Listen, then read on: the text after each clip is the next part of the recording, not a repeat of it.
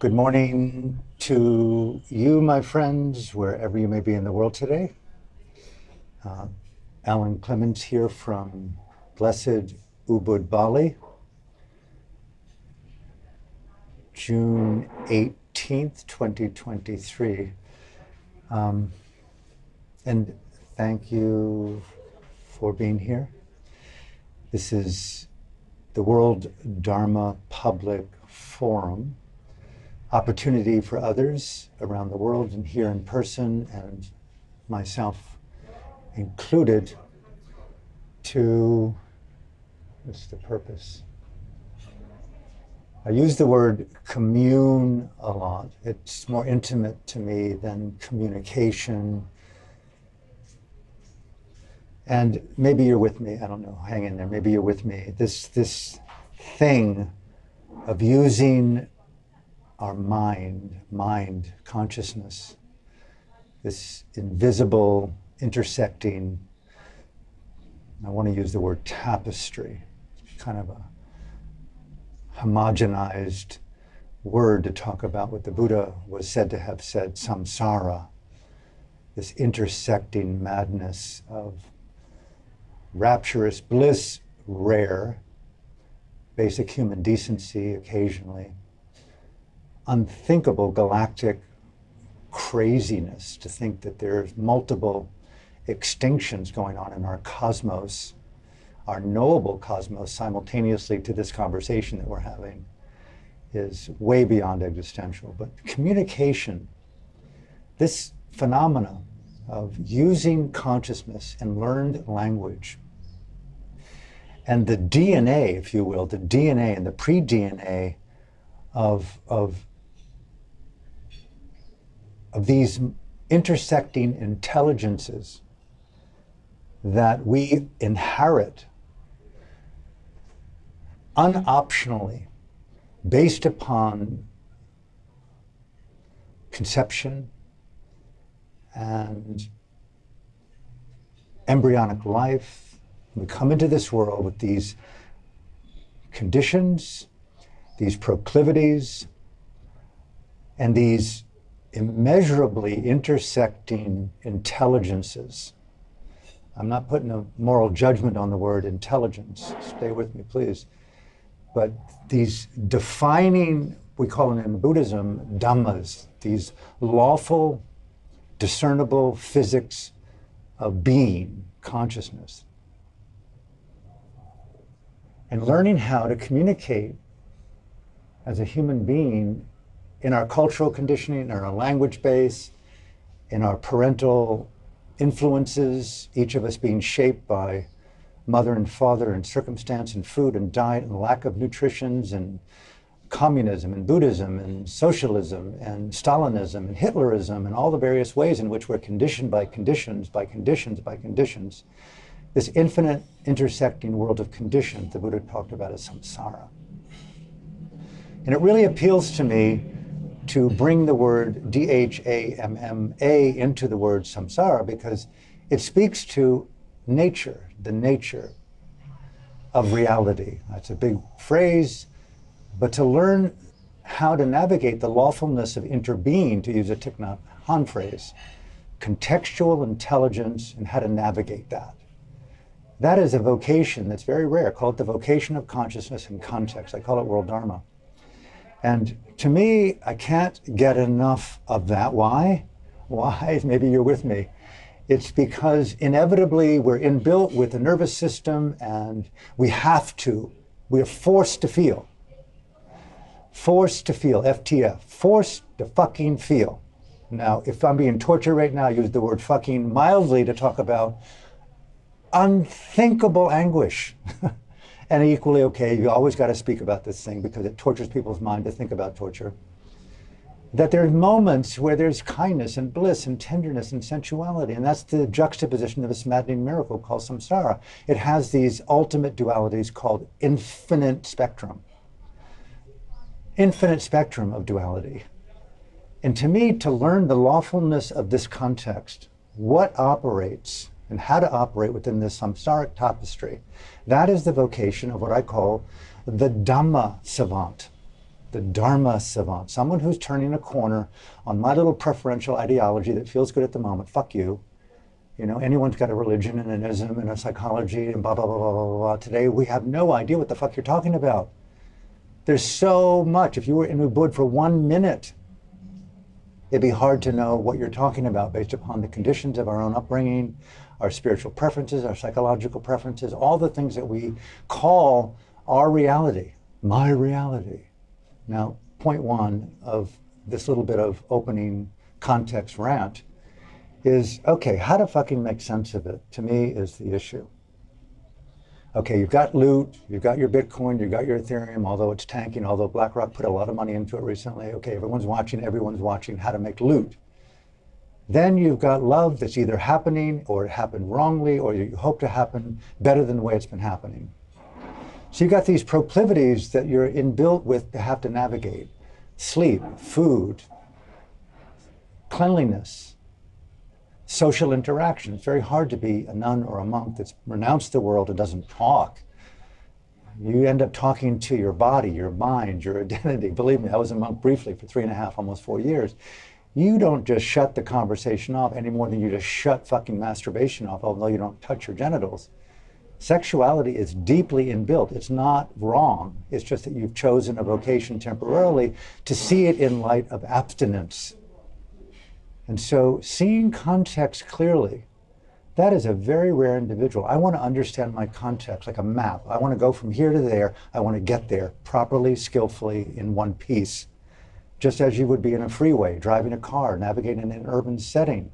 You want to get from A through C to D to Z successfully to be at the party on time. That's called an interest in Dhamma reality. Dharma reality, rather than my proclivity towards, you know, living within the instincts of my conditioning. And these biases. Now just pause for a minute halfway through. Just look at the last 3 years and look at the information that's coming out, that's been out there all along. I'm sorry to tell you people, as you know as well as I do, the information has been out there all along. However, the information now is unmistakably out there, and people have turned their wrong views into right views about the efficacy of a fucking thing called a gene therapy that really turned out to be somewhat disastrous for a vast majority of people, and it's getting worse, okay? I don't want to say too much more about that. However, we got it wrong. Some got it wrong. You can get it wrong about living. Okay, what?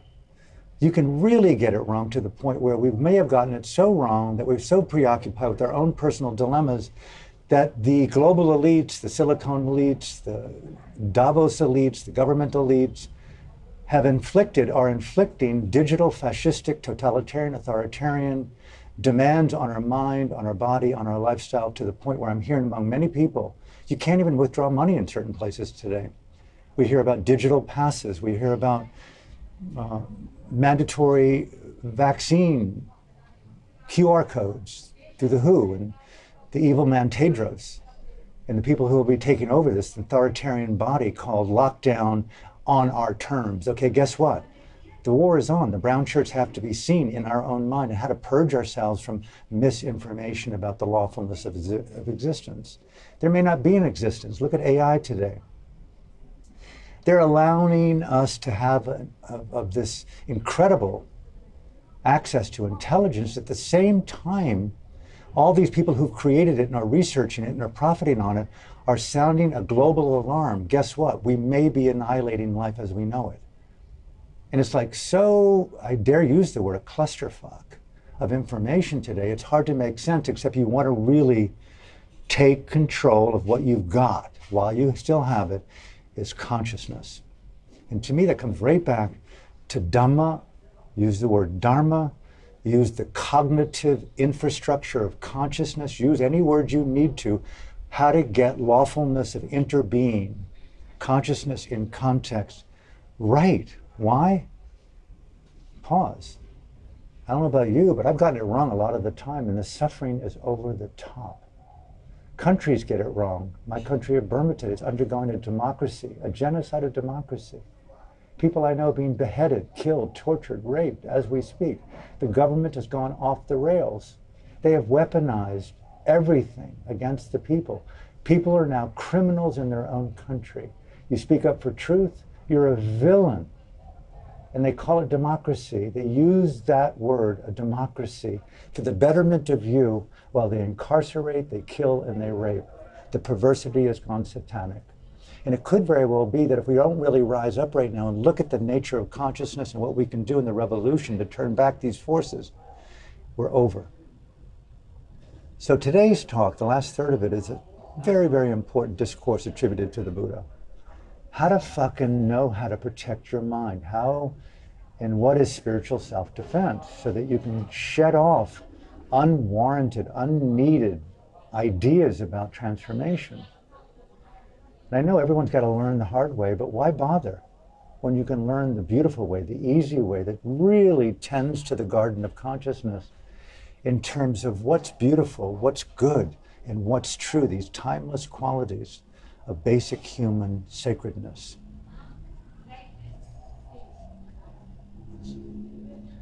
It's said way back in the day with the Buddha, there was a group of people, could have been early day Ubud, where there were so many thought leaders coming through town that they were confused about who to believe. And so the head of the village went to the Buddha, was supposedly someone who understood how to understand truth from lies, propaganda from fact, all those various dichotomies that we've been forced to examine now the last 3 years, and for those who paid attention throughout history, to the rise of dictatorship and totalitarianism, the psychology. How do you understand what to trust in your own mind? And the head asked the Buddha, said, listen, you know, you're someone who's attributed to understand how to discern, critically think, truth from falsehood. How do we understand that mechanism in our own mind? And the Buddha was said to have said that you have every right to doubt. Doubt is a high virtue. Skillful ethical doubt is a remarkably high virtue. I pause here as I come to the end of this opening. Very few people can identify as they can colors on a palette. Perhaps if you're a musician or a singer, notes on a piece of paper, or notes on your ear, or even just words on your consciousness that you discern as words that we take for granted. The word art could mean something different for 1,000 people, and it probably does. The word truth could mean something, yes, we agree upon the definition. But what does ethical doubt mean? How do you identify that color on the palette of your own consciousness to protect you from misinformation, false beliefs, cognitive bias, the lack of critical thinking, the trust in an instinctual joy in the mind, when in fact that joy is a toxic habitual joy that only leads you down a false road called yet another sacred cow that's an addiction rather than a release. And so critical thinking, rational consideration, deep inquiry, even the word mindfulness is up for debate. What does it really mean to be mindfully present in a discerning, critically thinking, felt deeper than embodied way, to trust the validity of a perception to be actually A, not B, a C, not an F, a truth, not a lie. Pause. I don't know where I picked this up, but it's true. There was a study that was done way back in the day at a fake institute called the Albert Einstein University. And these psychologists and psychiatrists wanted to do a study on how well could someone understand the truth when we were deliberately telling lies. And so they concocted this genius social experiment of taking a master orator, a sitcom professional, a TV star, and training him in the art of non sequiturs and in doublespeak and in poetic, romantic, charming, eloquent storytelling, smiling through mannerism, seductive language. You know those kind of yoga teachers and psychotherapists and shamans that you've always met? And wow, what a cool experiment. And so they trained this man in some of these techniques, and he was already an actor, a seasoned pro. And they said, okay, we're going to bring together some of the leading intellectuals in Southern California, psychiatrists, PhDs, and clinical psychologists making a lot of loot on knowing consciousness in the minds of self and other. We want you to give a 15-minute TED Talk-like presentation in which you talk about the wisdom of game theory as it applies to medical analysis on psychological well-being.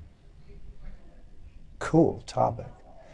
And so his goal, hear this, was to not make sense, but to charm the living acceptance and that hallelujah in someone that goes into, wow, I'm in the company of a radical, poetic, sapio-eroticized savant. Okay, this is a true study. And he gave a 15-minute talk. They did a written study at the end on what they thought of his talk. It made no sense, purposely, and they got some of the most highest ratings ever of accolades by the leading intellectual, the psychological masters of consciousness. Oh, wow, if I had a chance to get a second PhD in this gentleman's subject, I would do it. They could not believe the results. They did it again. He even got greater accolades. Psychiatrists, clinical psychologists, and those who were getting a doctorate degree in clinical psychology from leading universities at the time. That leaves the rest of us, called you and me, on how to figure out the truth of something. So the point here with the Kalama Sutta, the Buddha knew this kind of bias towards the predilection to what feels good without it being truthful. We call it, in modern day parlance, imposters, that knowingly or unknowingly appealed to the predilection of a psychological conditioning because they've understood how to adapt parental cultural conditioning to make unrecognizable amounts of money, because money is a priority over often integrity, where a lot of the thought leaders, spiritual teachers, and gurus throughout time and history are basically puppets of their conditioning, and by and large teach things that are basically false, that don't lead to the results based upon the need either to glorify self, egoic self-masturbation, and or the need to accumulate power, profit, and privilege. Welcome to America, right? What are you saying new? It's called the art of propaganda without even you knowing that you're using propaganda for your own fucking denied fear. Insecurity. Welcome to Mr. Biden's club. Welcome to Klaus Schwab's club. Welcome to Justin Trudeau's club. Back to Macron's club. Welcome to the global elites who want to take us down in the name of their satanic lies. Okay, that might be fierce, but it's not fierce enough. 1941, the brown shirts. What could we have done if we were at a table and we had a very clear friend at the table who turned out to be a brown shirt, and we had been on the right side of history for the last 3 years? We knew about Malone. We knew about Robert Kennedy. We all read the book, Robert Kennedy's book on the real Anthony Fauci. We knew about McCullough. Okay, we knew Ryan Cole. We knew the facts. We studied the research. We were part of the club that was vilified, marginalized, okay, excommunicated, censored, vilified by friends and family and culture, and by YouTube and by Facebook and by Instagram. We can't rant enough because we did not participate in the rise of the Fourth Reich. This is not theater. This is reality theater. But it's not theater. It's real politics today. Politics in the name of democracy that is a euphemism for technocratic, fascistic, dictatorial totalitarianism coming for you and coming for me. Your mind is fair grabbed today with artificial intelligence and misinformation and fucking lies. We cannot get crazy enough to throw off the shackles of being in that research like those psychiatrists and those psychologists and those PhDs. Who are we unless we protect our mind with every vessel of intelligence known throughout history, plus some, right? So the Buddha was said to have addressed this issue way back in the day. It's not new. It's not new. And he said, Mr. Kalama, you have every right to doubt. And in fact, that is the basis of sanity. That's so rad. That is the basis of freedom.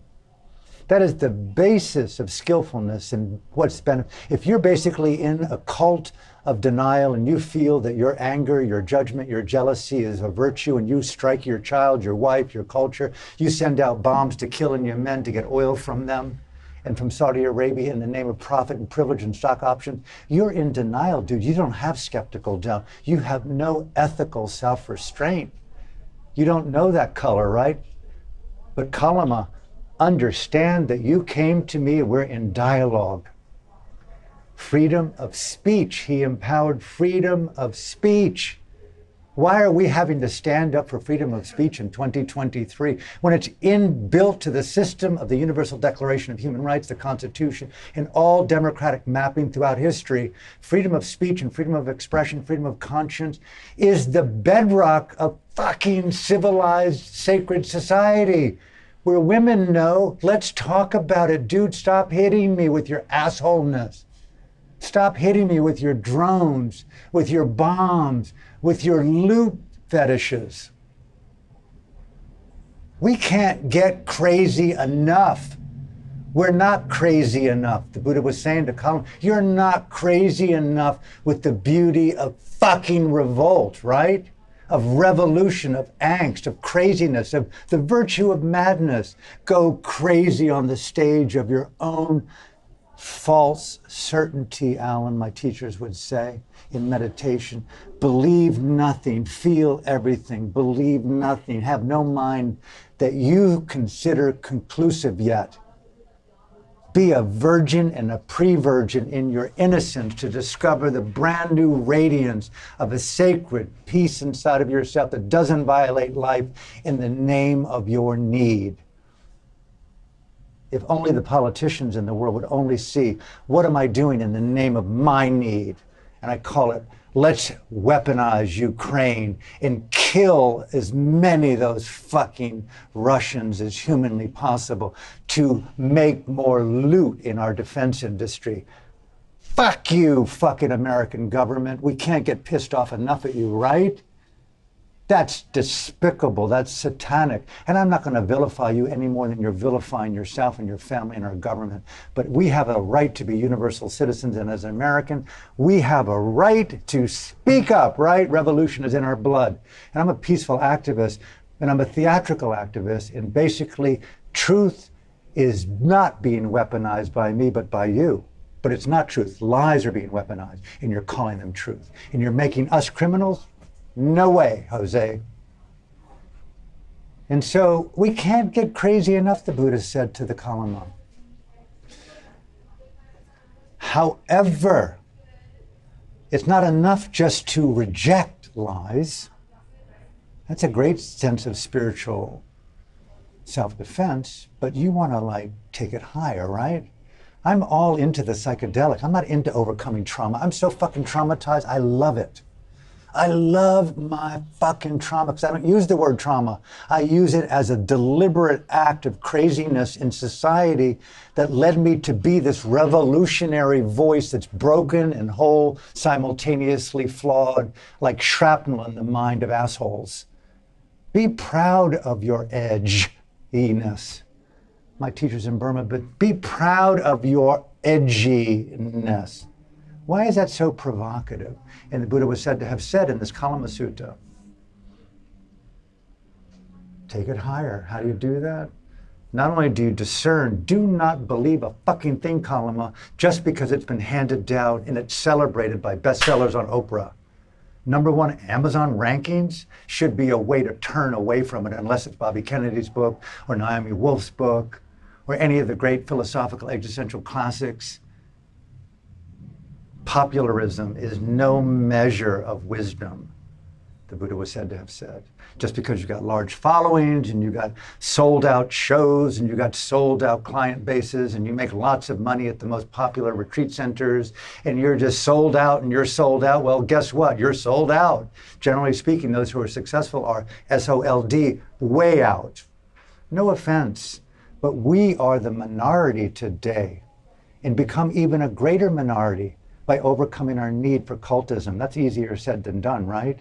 We all need to make a living, but not in a way that kills the future of freedom. So the Buddha was said to have said in this sutta, the way I interpret it, if it's in a sacred text, not necessarily true. Even if it appeals to your instincts and your reason and that deeper sense that we all have going all the time, you got to believe it if it's really felt deep inside, pre-intuitive. Any way to justify that sitcom actor just saying there's not one sentence in 15 minutes of my pre-TED talk that makes any sense. It was a deliberate neologism. It made no sense. And you're saying that I made sense? Guess what? Let's watch it back together. Here's a high dose of acid, ketamine, and psilocybin together. And there's not one thing in it that can be verified in science or history and psychology. It's a complete fabrication, purposely, dude. And you're going to hold me accountable for being a liar now that you were so taken in wanting to get a second PhD on my truth-telling? I'm just trying to expose to you, the Buddha said to the Kalama, that place in you that resonates with lies. Just look back at the next 3 years. Do we have it in us to have another 3 years, another pandemic, another post-Wuhan, another Chinese Communist Party that takes over the world? Next thing you know, up, censored, and I'm teaching censorship to all of the beloved freedom-loving people around the world. I am teaching the necessity through artificial intelligence of telling the truth. All the while, you'll never know that I was programmed by a prompt that says, tell a lie and call it truth. Welcome to 1984, but 1984 began long before 1984. There were a lot of truth tellers before Orwell. Okay, he was a white imperialist who was in Burma, the country where I was born spiritually. He lived in a prison camp by the British. And yeah, he had the good sense, like all of us, we woke up. My God, my country is obliterating this sovereign nation of incredible savants in the name of colonialism, called genocide of sovereignty. Let's call it by its real name, the Buddha said to Kalama. Don't be afraid to step out of sync with the edge that's considered normal. That means basically the more authentic and truth-bearing that one is, you run the risk of even being segregated, violated, racistly vilified, judged, blah, blah, blah, blah, blah, blah, blah. Look at the New York Times. Look at CNN. They are institutions of capital lies across the board. You just have to ask someone, where did you get your information from? I got it from the New York Times. Oh, I know where you stand, and there's no possibility of discussion, much less debate, right? You might as well say I got it from fucking Satan's journal. Call it like it is. There are places that empower truth, and there are places that empower lies for profit. New York Times, CNN, BBC, and lots of these other fucking anti-social medias are not places that empower the flourishing of our sacred constitution, stating things that are so obvious, but they're unfelt at the level of integrity, right? That's what we want to get in touch with. The Buddha was saying to Kala, you've got to get in touch with your discerning integrity. You've got to be willing to stand alone and discern. I refuse to participate in a conversation with a brown shirt. They're not listening, and I'm going to take my wine to another table and say, guess what? Namaste. I totally, thoroughly disagree with everything you stand for. But I'm not going to kill you, but you're going to want to kill me. The killing of truth right now is on the table. It's a slaughterhouse and getting worse by the second. Just read Twitter. The leading intellectuals are telling us freedom is under assault. In the election year in America, deplatforming Robert Kennedy Jr., everyone should listen to his epic 3-hour conversation with Mr. Joe Rogan that was just the other day. It should go viral around the world. It should be studied in classrooms and colleges. Listen to two men talking about freedom and truth-telling and moral courage, a Kalama Sutta in modern day, present time. So rad that this gentleman is running with a history of what he's had to deal with in our beloved world, not just America. Yes, there's hope, all of us, to rise up in radical truth-telling wisdom. So here I'm coming to the end. We'll open it up to questions. And so the Buddha was said to have said this whole litany of things, what not to believe. Then he said, Kalama, what to believe? What to believe? Who to believe? And how do we understand belief from prejudice, misinformation, predilection toward bias? How do I understand that what I'm empowering inside of myself is actually freedom rather than racism? How is it true love of liberty rather than xenophobia? How can it really be a so-called sacred universality of a felt reality rather than deep prejudice? Those are radical concerns, not just for the so-called scientific community, but in the spiritual, psychological sense. Hitler was able to inspire the leading intellectuals in German society to believe in the cult that led to a progressive tsunami of hell called the Holocaust. Whoa.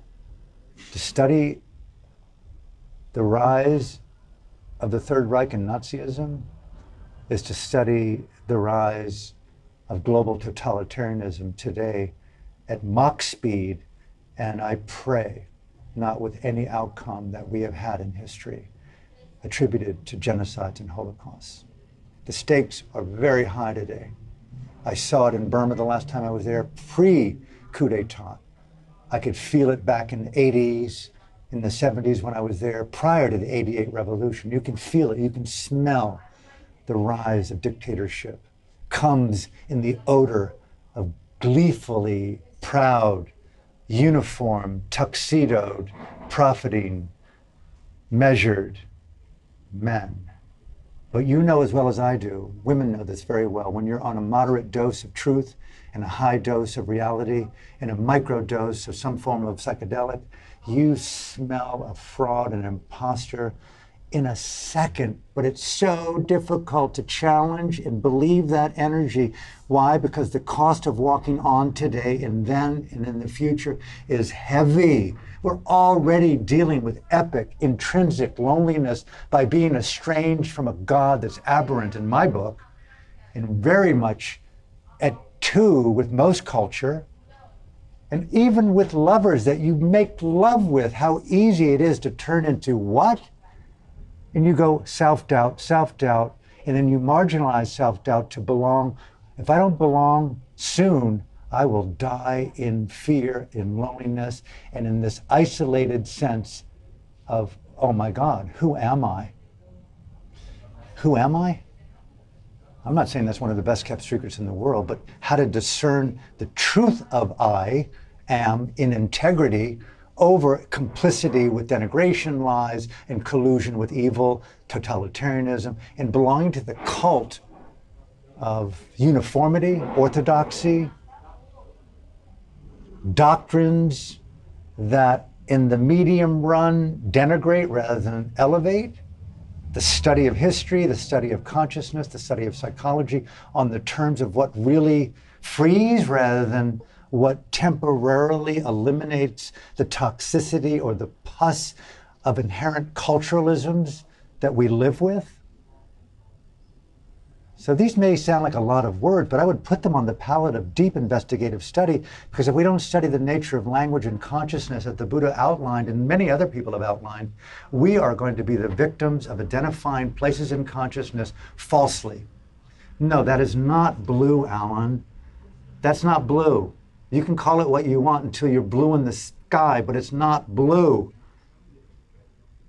You can make it blue. That's called arrogance. Or whatever you want to do, you can make it blue in the face. Okay, just hold your breath long enough and you're going to die of asphyxiation. You can call it blue until you want to take rebirth and rebirth and rebirth and rebirth and rebirth, rebirth again and again and again and again and again. And I won't even get into the dilemma of rebirth because consciousness doesn't shut off at night any more than when you die. It just simply, it's over. And if you want to think out of the box of predictive belief systems, the Buddha was said to have said. That's a deeper issue. So to conclude, how to trust, what to trust, how to discern what to trust, and how to live in a trustful wisdom with the evidence of that which leads to peace of mind, peace in society, peace in relationship, and the basic human right to happiness, security, safety, mutuality. And this whole talk for me is a rave, a rant, a prayer, a primal scream on the efficacy of disagreement as a love affair with freedom.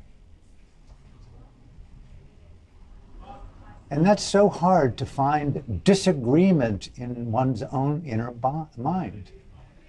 Because it's not admitting a fault or a shortcoming. It's like, I don't think I need to belong yet again to another cult of shamanism called, no offense to all you breath workers and all of you psychotherapists and all of you who vilify so-called and empower mental illness. The real illness are leaders in suits, primarily presidents, prime ministers, priests, popes, and pedophiles. It's called patriarchy. That's where we really need to examine and to consider these traumas and inabilities and wounds and struggles to be these absolute necessities. I am a seasoned veteran of the war on freedom, and I have earned the right to be a soldieress, a goddess warrior, unwilling to participate in the vocation of lies. I'm unwilling to participate in the vocation of lies. Make that your mantra, not Om Namah Shivaya.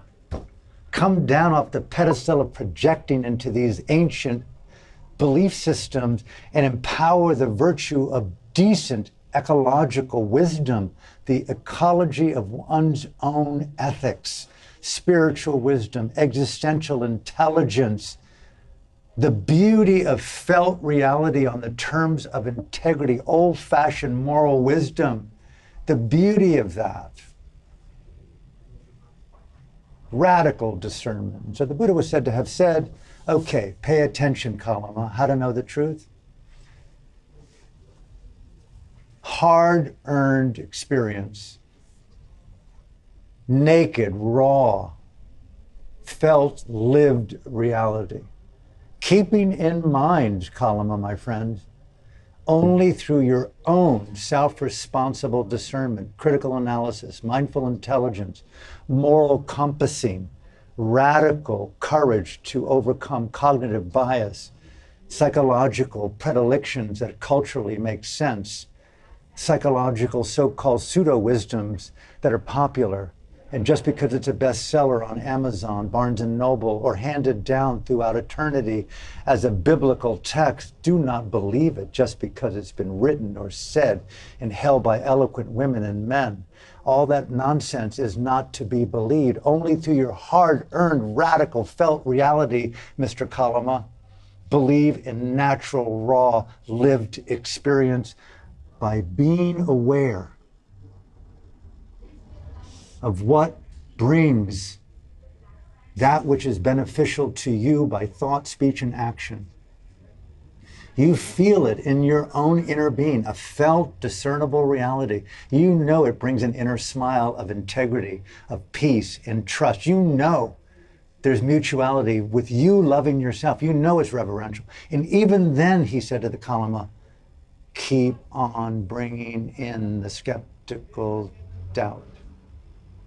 As Elie Wiesel said, the great Nobel laureate, the Holocaust survivor, always associate with those who ask the question. Never believe anyone with a capital A absolute. There are no absolutes in an infinite universe of novelty. But the question If we kept alive the question, to paraphrase now, there would not have been a Holocaust. Everyone in Germany would have went, no, sir, the question is more important than collusion and complicity. Even when Hitler was going down in flames, many people who stood in solidarity with him, even in the big cities in Germany, to the very last minute refused to take down the evildoers' portraits in their homes, in their apartments, in their shops. So deep was the satanic collusion with evil, knowing that they were killing in mass. Are we headed in that direction? Ask someone in Yemen, 300,000 people right now, cannibalizing themselves on the greatest human crises in history, based upon my country's unbridled fetish for money, profit, privilege, and patriarchy, the pestilence of the planet. And we call it the need for oil. And we got so much fucking oil on American shores, and let's do the Saudi Arabian dance, God, getting down on our knees and sucking oil dick. Despicable. How could these wives ever go down on these men ever again, even open their legs or their heart? Why don't they slap them silly, right? Jill, you're a doctor of psychology. Slap that fucking idiot husband of yours silly with truth. Save a Yemen, another Afghanistan, $7 trillion of our loot to kill. Saying fuck you is not even remotely polite enough to tell you, stop in the name of truth. Until enough of us throw off the brown shirt, get into moral courage, and as the Buddha said, and I stop here, feel it repeatedly over time. Is it beneficial to me and others, especially to others? Is it beneficial to others? Go to Yemen, go to Afghanistan, go to Iraq, and talk to the families who were killed in the Holocaust of the American lie and ask, was our invasion of your country beneficial for you? Nope. I think the need for profit and privilege and power should be examined in myself in this presidential run. Okay? No, the Buddha was saying, you got to stop that behavior, Mr. Biden, Mr. Klaus Schwab. No, it wasn't beneficial to kill in the name of a lie. That's what the Buddha was saying. Put the brakes on. Put yourself in the role of the harmed and take a high dose of reality along with psilocybin and ketamine and be around a group of radical women who will hold space for your catharsis and overcome and purge yourself from these fucking proclivities before there's no world to save. Until the Buddha concluded by saying, hey, and when you know it really rocks inside of you, that it brings beauty. What are the best kept secrets in the world? Beauty. If it brings beauty, if it brings peace, if it brings the radiance of inspired generosity, it brings party-like celebration, even among those whom you wouldn't even have at your party. You want to get up and do your ecstatic dance. You want to just drop the formality of your pretense. All those things that we should throw out, placebo around the world. There should be the biggest stock option in the world, MDMA, where the defenses of patriarchy are so radically relaxed that all of a sudden these evildoers in this Kalama Sutra go, wow, I cannot believe I'm crying in the release of this primordial attachment to denigration in the name of freedom. And we have to ask ourselves, are we living in compromise based upon our psychological, spiritual pursuits? And I find myself being here in the epicenter of transformational almost wisdom. You do what you need to do, but if you knew that you weren't alone in what you feel and see in yourself as not being that beneficial, you would stop what you're doing, save your money, and you would overcome any need to further deny the beauty of your own being and relax that, fast from those activities, and live. And you will find, and I'm finding in my life, people have basically abandoned me. They weren't friends. They weren't friends. I've got a lot of really cool friends, radical cool friends.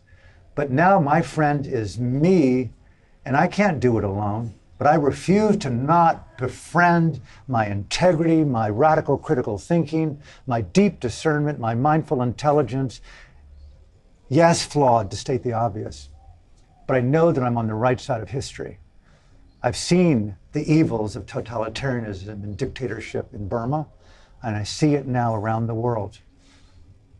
And it's time to stand up inside of one's own conscience and say, you know, I'm going to do a thorough house cleaning this week. I'm going to look at every little place that I involve myself with people. I'm going to map that. I'm going to look at all the things that I do with my clients, with my gurus, with my practices, with my yoga. What am I doing here?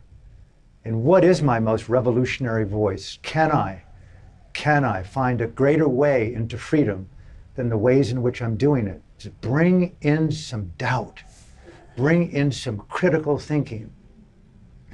Okay, and I'll stop here. Aung San Suu Kyi, my friend who's imprisoned for life in a prison cell without fucking windows in Burma while the world allows and supports a modern day witch burning. I asked her once, how do you know when someone says, I want to join the revolution? How do you know either you hold arms and hands together or you give them the opportunity to test the waters of their freedom and their fear, that ratio, and give them a behind the front edge role, providing food for families of political prisoners who've lost income? She said, Alan, that's a very interesting question that we've looked at very carefully. My experience has been those who bravely state that we want to rise up and take a front row seat in confronting nonviolently the evildoers, generally speaking, those with the strongest sense of intensity, speaking right to me, are the ones who have to be a little bit cautious with. And it's those ones who quiver in their vulnerability, who aren't quite certain, generally women. I've found they're the ones who rise under pressure. There's something so beautiful about giving yourself that gift, which I'm giving myself more and more, the gift of rising up in the radiance of my denied purity, my passions, my voice, and going like, you know something? I'm one of those who quiver. I'm a little bit uncertain, fearful of not belonging, alone, deny my loneliness, a little bit of vulnerability. You are the revolutionaries. If you are hearing this and you feel that, be so proud that history has shown, at least in my country of Burma, you are the courageous. And to step out slowly and methodically and go, you know, I don't think I need it. I don't need to be duped by someone who gave me a TED talk that was filled with romantic, poetic, evangelic lies. I don't need to be a thought experiment on exposing my own duplicity. I got it. I'm going to rise up in revolutionary courage and use critical analysis and deep discernment, ethical discernment, and stand naked in solidarity with a whole new dimension of co-arts and community rising up around the globe. I have them here in Ubud and around the world. We're rising up to keep alive the preciousness of freedom. Just think about the unborn, the children, and the future of life, the animals, the coexistence of deities and devas right now. They're all rooting us on. Go for the revolution of the spirit. Take freedom higher. Even though it may not be successful, think about the unborn. So from my heart to yours, thank you for tuning in. And just had to get this off my chest today. If there are people who have questions, comments, I wish I could tune in. I want to have an interactive Zoom thing coming up in the future. But thank you for tuning in. We'll be here again from next Sunday at 11 a.m. from Bali. And if you have questions, for those of you who are here, nice to see you. Thank you for coming, all of you. Take your time, don't have to be sensible. But anything at all that might be important, I'm all in with carrying on this dialogue while we Still have Wi-Fi. So take a moment. If you have anything at all that might be important for me to talk about or you to ask, feel very free, virginal space. Doesn't have to make sense, and it doesn't have to be transformational. It can just be honest.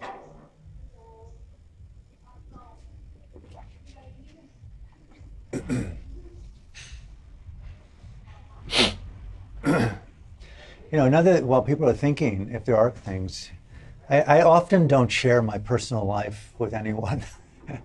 There are those who sometimes I'm very personal with, but I very rarely ever share my personal life. And I'm not kind of threatening to do that right now, but I might disclose a little bit, is left to my own devices, I have this deep, deep, abiding occupation, if you will, for studying, on my terms, the artistry of interiority.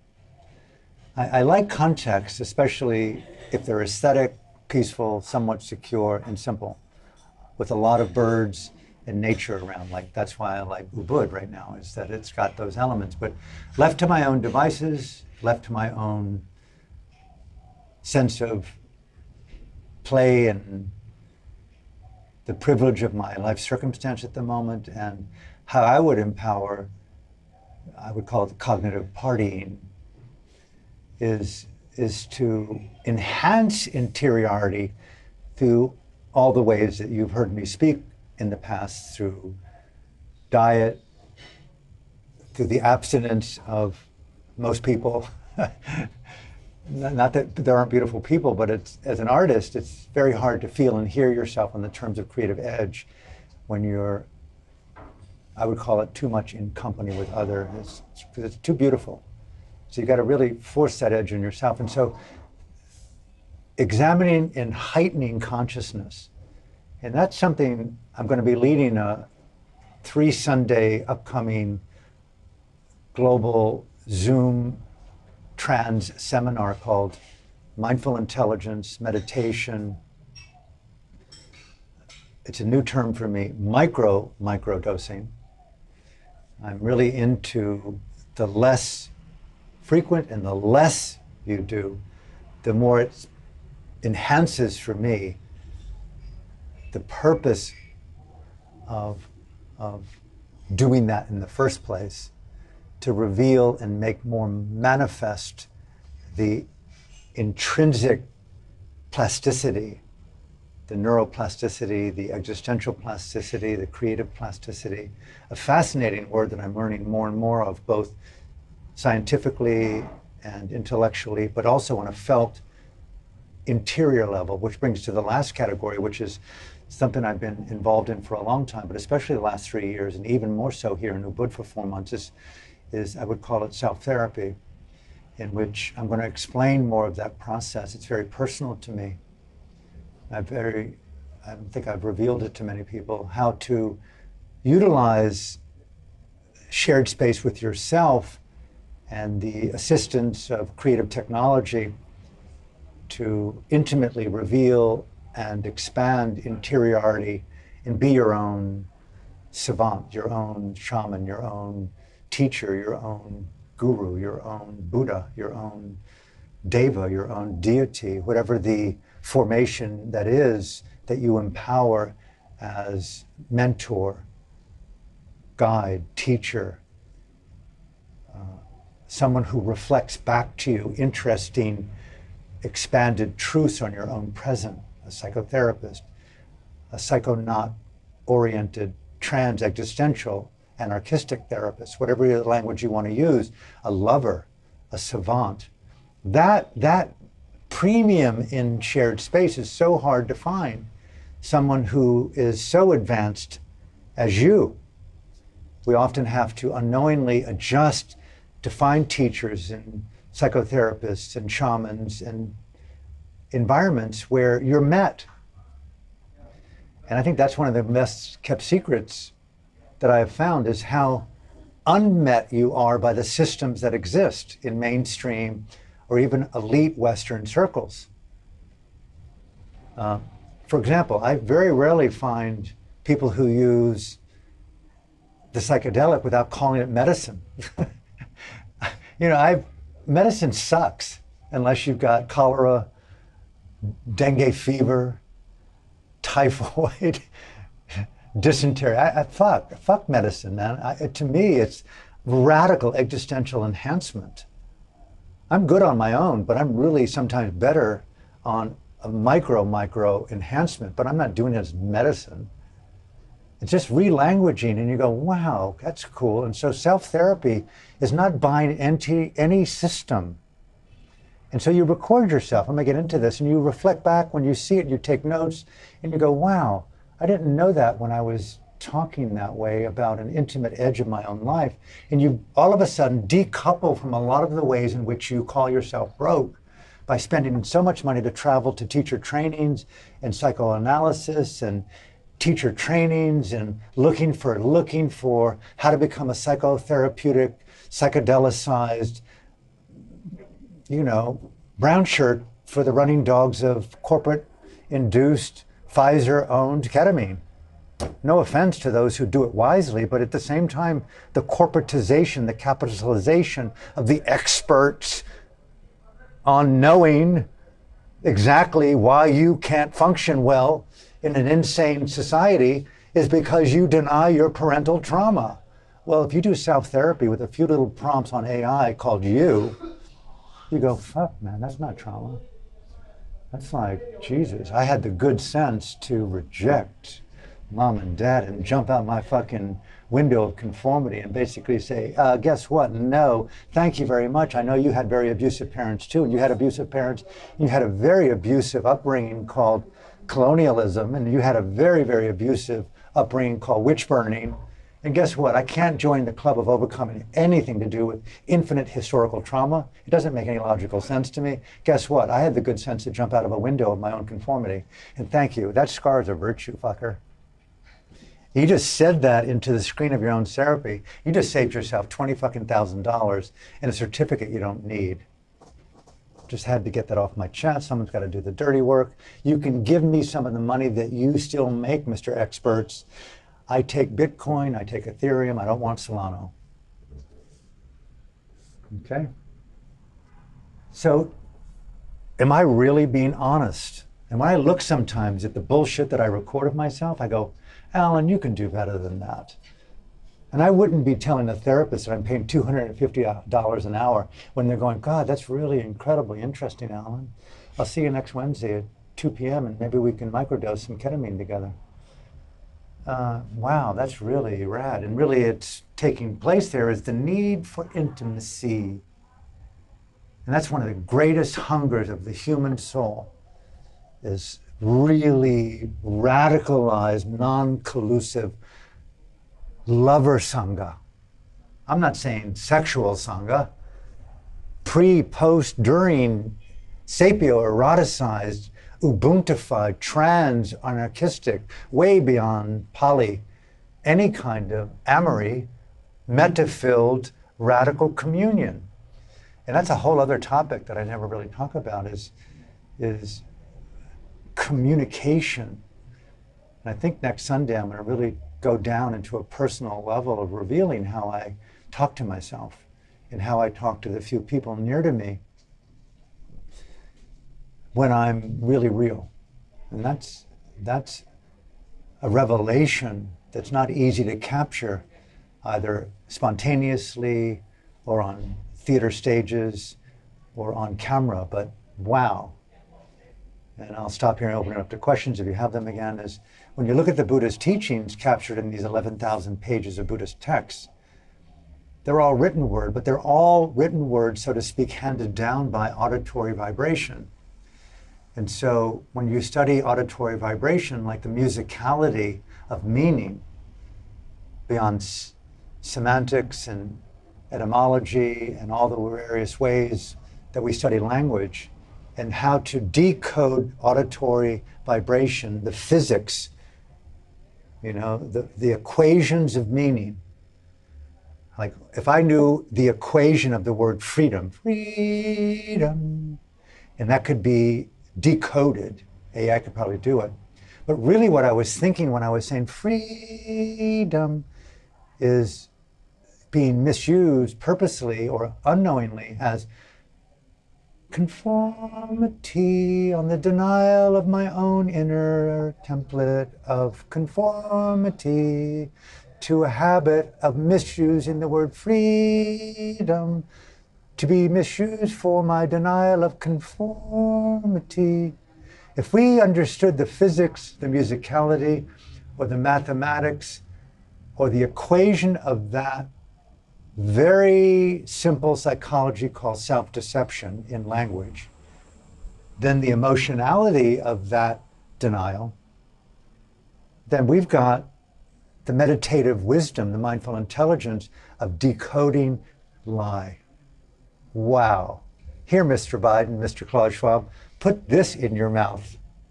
I just decoded self-deception. Now guess what? We're coming to the World Economic Forum. We're going to talk about generosity, of how the corporate elites of the world can give trillions of dollars back. Mr. Gates, Mr. Bezos, to have a world that thrives on the sacred, on generosity, on the feminine. Just like that, by decoding self-deception. You can be sure that as much toxic, neurological, induced, sick, satanic joy that Gates gets out of committing a sick human behavior in the name of the advancement of planetary thriving, that's a denial of his fetish to cull the world of people that don't agree with his sickness, and simply could take a vaccine to prevent any further metastasizing, I'm sorry to use the word, of self-deception, and taking it out on the world by killing them in the name of profit and calling it mental, physical, biological, medical health. How crazy and whiz would it be to have an invention where those sick men could just ingest that serum and go, fucking rad, man. I am now Gandhian in my Vandana Shiva-like care for the planet. And we reverse, what's the opposite of a tsunami? A wave of the divine feminine that washes away the sins of transgression, called forgiveness, right? Women know that, men know that, wise savants know that, washes away the sins of transgression. Just like that, a moment of global reconciliation. Why is that so hard to imagine being created through the conscious use of self-therapy? And so I think people are much more willing to tell the truth on a camera when no one's listening than to a psychiatrist, a therapist, or a teleprompted speech called the State of the Union lie. So I advocate self-therapy with moderate doses of psychedelics. And we've got now a record of how you talk to yourself. Imagine if that got revealed, then we'd really know how the state secrets were being lied about. Imagine if that went viral, someone got a hold of your hard drive from hell, Mr. Biden's son, Mr. Hunter, and we go, oh my God, look at how Biden talks in the mirror. And he drools, no offense, everyone can get dementia. And you go, hey, Gio, how can I stop lying to the world and the need to overcompensate for my penis that I want to have cut off? I don't know where this kind of self-hatred of my own human sexuality came from. I need to stop, Jill, playing this out on the world stage of evil. Imagine if we saw that fucking 2 minutes of disclosure from the White House. That would be banned even from Twitter, right, Mr. Musk? Anyway, enough of me. So just practicing for the next show at Yoga Barns. So have I obliterated everyone's attention enough not to ask any questions, or we can stop now? Anything that might be important to you, that might you want to say or share, I'm all in.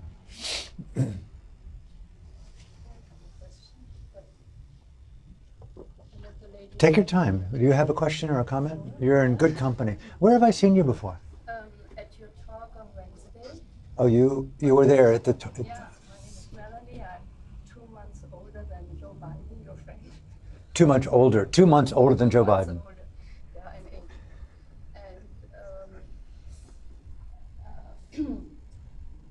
I don't know if I understood right, but to make this a better world. To make it a better world? It needs the feminine, the woman. Needs the feminine, the woman. Now my question is, The question? do you have any in mind? Do you see any taking over? Do you see any great women Taking over. taking over? And I was thinking also of your country. I mean, Canada.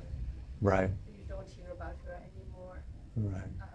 Vice President. What a gifted question to be asked by a woman. Because I totally agree with your picture of the world and all this. And I have this, what we say in German, Weltschmerz. It's a world pain. Oh. So, yeah. Yeah, no, it's just when I think of it. But yeah. So let me, if I can paraphrase what I'm hearing Yeah. and help me refine it if it's not what you meant. I'm so in, Alan, the way that I'm hearing you speak about the power of the woman and the need for that to help restore sanity, save the world. Do you see any women in the world that you may be inspired by? And you brought up my friend Aung San Suu Kyi, who's in solitary confinement. And you as a citizen of Germany and Canada, you personally feel a deep pain inside of yourself. That's a very deep recognition of your conscience. But don't you want to talk about me? Okay, that's all I'm hearing, just to frame it for people who are listening. Okay, and so this is, I don't mean to be glib about this, and this is, because I'm so virginal in this area. I'm very good at trouncing, decapitating, denigrating, vilifying the masculine, the patriarchy, the so-called man, and the evil masculine in women that they've inherited, or I don't know how far back it goes. So I want to respond by saying probably every woman that I meet is that woman. I think I am so into the discovery of what that looks like in the world. By the quicker that the man can speak about stepping off the platform of privilege and power in presidential roles and running for politics, the quicker we'll see an answer to your question. That's one response. I had a lot of hope. May I ask your name? I had a lot of hope and deep resonance, and still do, in my friend Aung San Suu Kyi, because it's not about idealizing a woman. I happen to have spent a lot of time with her among outsiders, and she is terribly, profoundly skilled at being simply a woman, a person, in a culture of radical women and men. And they call her in her country Ma Su, which is honorific for being the mother of the feminine. And people don't understand these things, that she stood for not just nonviolence, but the power of skillful communication. And to me, these are the attributes of the feminine, the divine feminine: skillful, compassion-oriented, unifying, non-demonization, non-vilification. I'm crass, I'm arrogant, I'm insecure. She's not. And she uses the measured skill set of being with someone who's vilified, tortured, imprisoned, killed, and she will not do what I do. She'll break bread. She'll drink tea. She'll say, let's work this out together.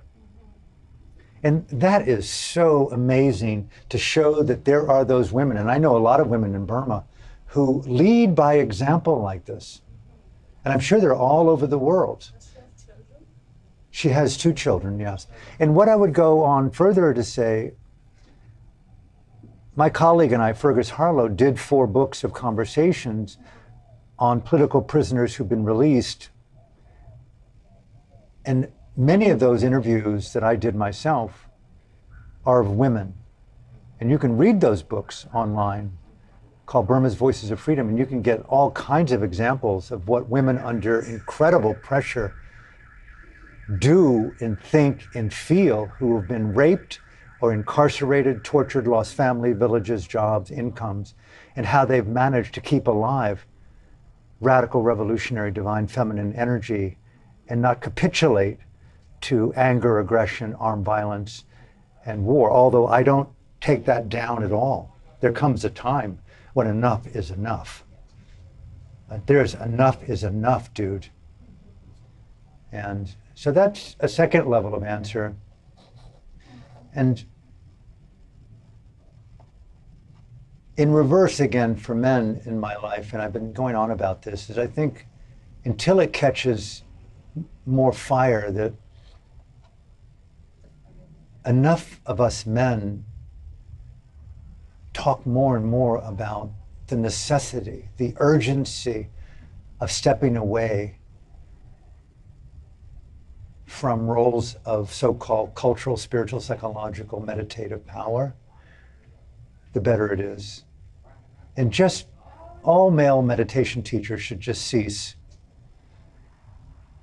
All male psychotherapists just cease and just do all you can to open up Patreon accounts, inspire generosity, and write books and do films and podcasts, and do everything you can to help support prime ministers, the resurrection of the female goddess priest, the nun,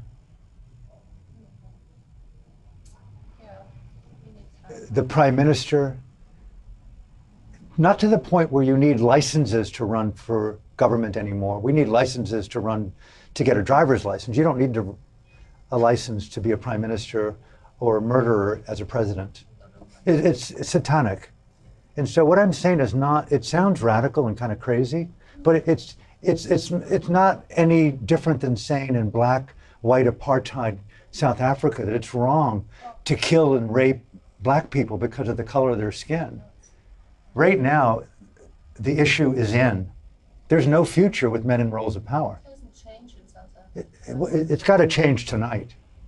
And so another answer to your question for me is, may men catch on with this and decouple their existence of profiteering and making money, no matter how legitimate you call your expertship and your teachership and your trainingship. Just get over it, man. Get over your little need for your 1 or 2 or 3 years in Asia as a monk. Get over your little teacher training, having studied a little bit of contemporary psychotherapy. Get over your need to be a psychoanalyst. Get over it. Get a day job, you know? And I'm walking my talk in that area. And I want to live by example, but it's not done for that reason, but it's done for that reason as well. And so that's a little bit of my moderate rant on it. I mean, right now, for example, I love Bobby Kennedy Jr., I love DeSantis, and I'm, quite frankly, I've studied, Bobby Kennedy Jr. is fucking over the top rat for me. Gives me a lot of hope. So in the short term, it's like, may he choose Tulsi Gabbard from Hawaii as the vice president. She's rad.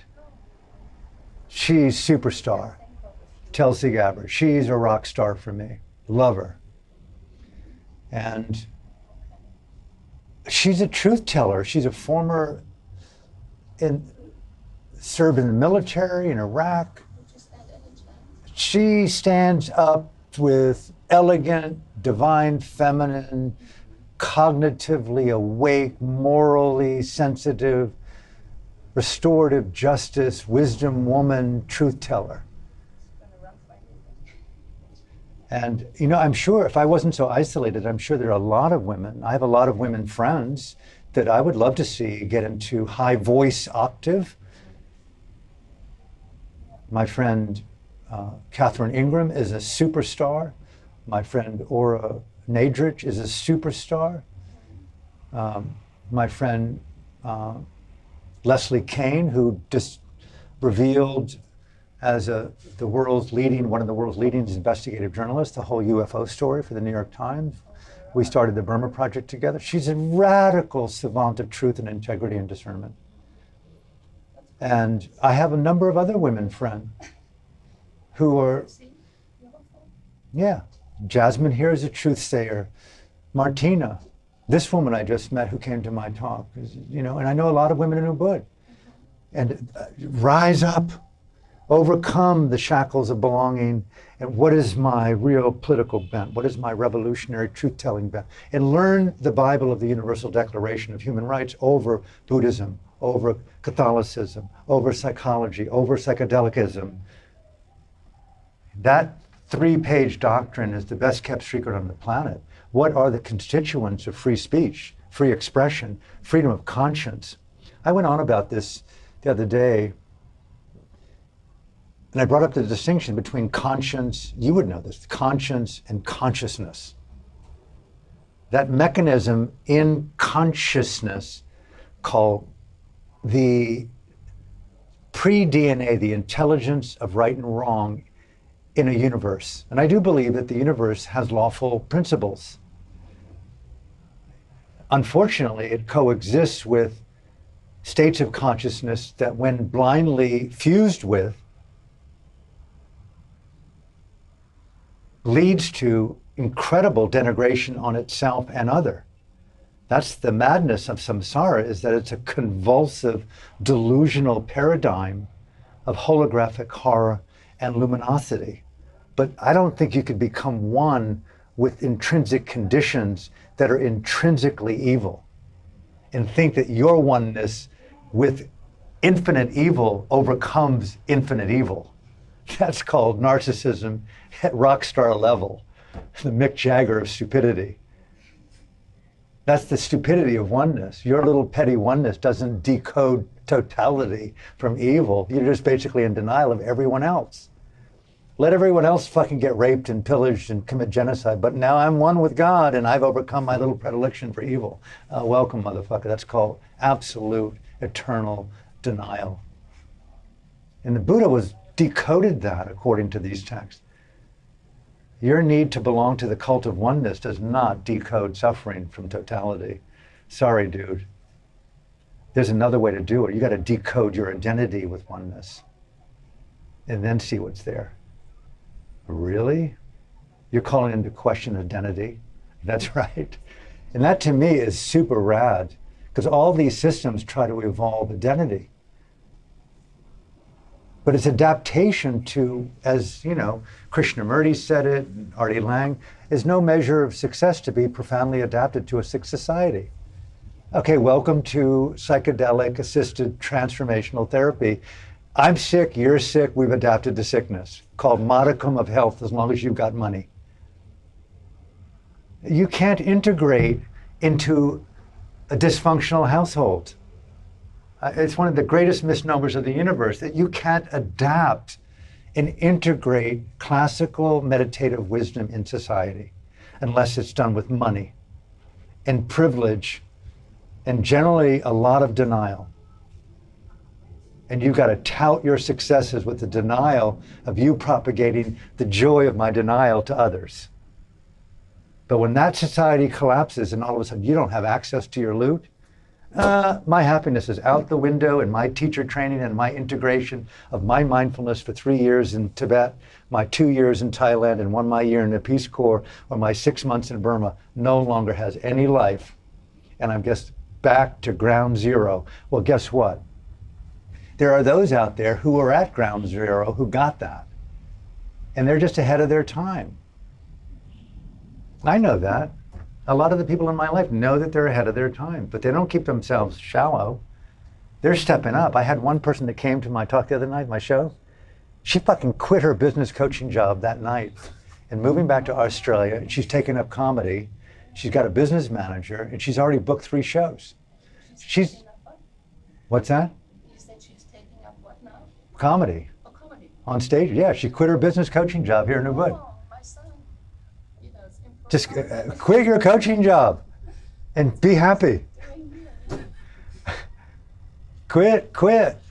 And like, use your voice. The stages are free all over the world. They're waiting for you to book what you would do in a business coaching session, to just turn a little bit of what you do there onto a stage, 10 times the people, 5 times the income, and learn a little bit of the skill of comedy and satire. You'll have people laughing rather than basically, why aren't you giving me enough in my hour session with you? I don't see a return on my Facebook likes. I don't have enough followers on Instagram, motherfucker. I'm not paying you all this kind of money for you to just basically tell me this bullshit. Quit. There should be a massive exodus like Martin Luther King did and Gandhi said, stop work for the man. And that's one of the great secrets of India.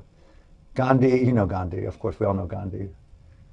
And he confronted the apparatus of totalitarian white privilege. And he said, let's get them at their knees, man. Let's take their loot from them. Why are we going to be slaves for these motherfuckers? So he went village to village. He did one thing. Stop using your iPhone. Stop paying your bill. Civil disobedience by refusing to work, to pay privilege the right to oppress.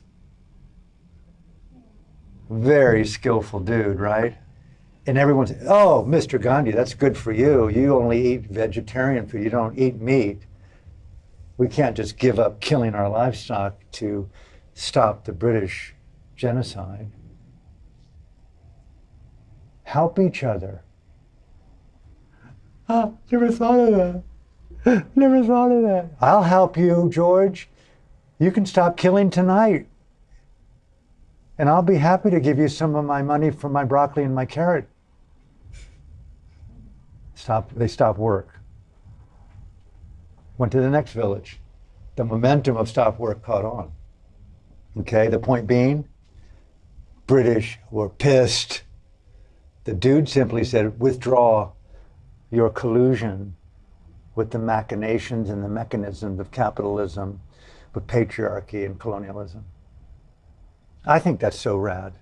It's not anything innovative for me to say civil disobedience, but stop paying your money to kill people all over the world. But you got to do that, or they'll come after you. You got to self-censor on YouTube and Instagram and Facebook. If they do, they're going to disclose your account, Mr. Clements.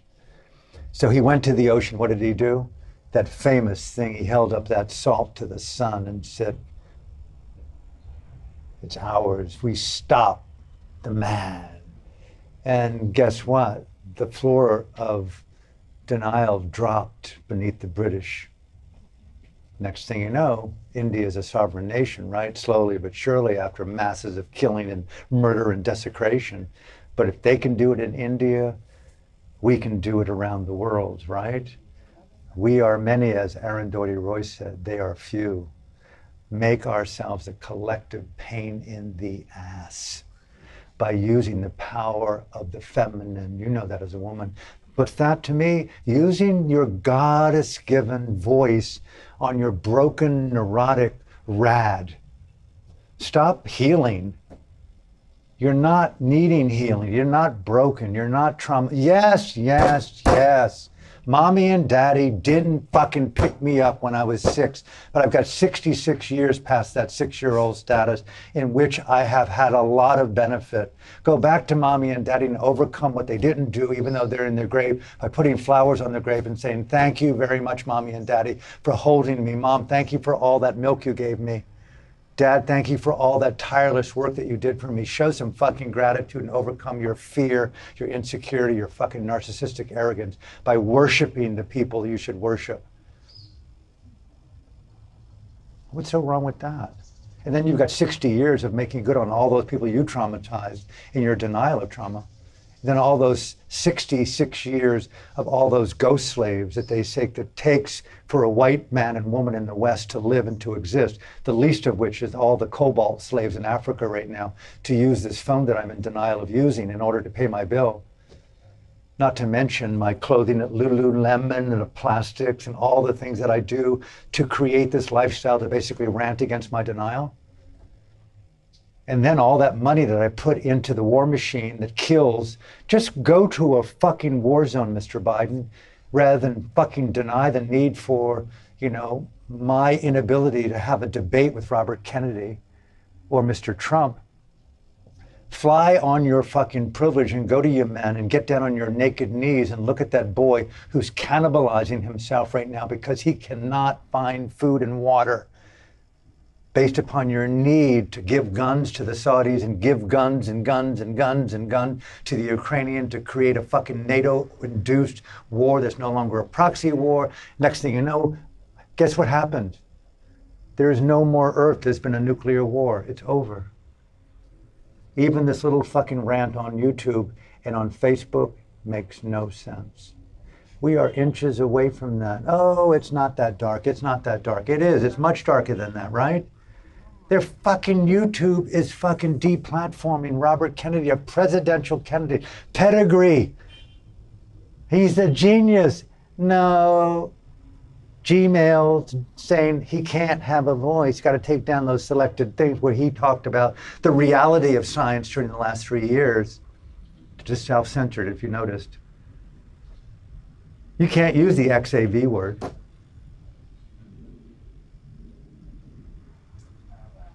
So, not to be alarmed, but talk in the mirror of your self-therapy and listen to these 3 offered freely around the world sessions. They're on my website under events. Meditation, microdosing, mindful intelligence, and self-therapy offered through the Sentinel in British Columbia. They're providing the platform, and I'm going to just talk freely for 2 hours on Sunday. I've got 3 video seminars coming up in July. They're on my website under events, offered freely, where I'm going to be revealing my personal beliefs on how I am working with consciousness. I have nothing to say to the world. I just want to reveal before I die a chance on how I go about what meditation, mindful intelligence, open awareness meditation, the wisdom of self-therapy. You know, and I believe that it's like, I do love therapists. I do love those who are in positions. I have a few friends that are actually clinical psychologists, and I love them. But I feel that we have so much time, so many days in the week and so many weeks in the year in which we have so much to discover about ourselves. I can't afford a Wednesday at 2 o'clock anymore. I'm tired of doing Zoom sessions on what I can't see in myself. I want to see what I don't see in myself on my terms, under microdosing conditions, under mindful intelligence applied to my own psyche, my own subconscious, my own consciousness. And self-therapy is the answer to the dilemma of I don't have enough or there isn't anyone who can meet me.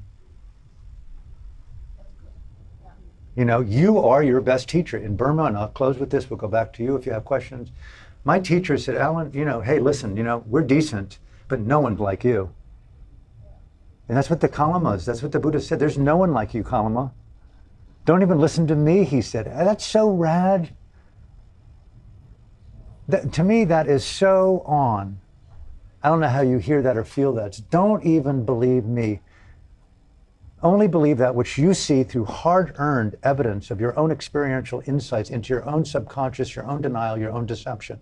Everyone around the world should ask a therapist, a psychiatrist, a plant medicine, dare use the word of medicine, a purger king.